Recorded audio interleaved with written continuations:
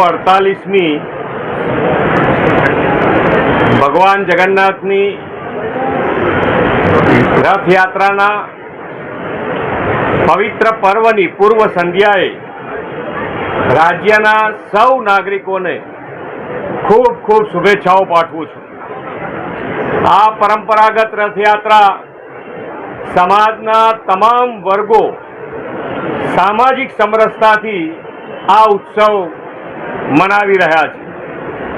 આ ઉત્સવ દરેક જણ ખૂબ સારી રીતે આ આનંદ ભગવાન જ્યારે પોતે દર્શન આપવા આવતા હોય એ દર્શનનો લાવો લેવા માટે દરેક જણ દરેક વ્યક્તિ ખૂબ સારી રીતે દર્શન કરી શકે એ માટે સરકાર અને પોલીસ તંત્રએ ટેકનોલોજીનો ઉપયોગ કરીને ખૂબ સારી વ્યવસ્થા કરી છે।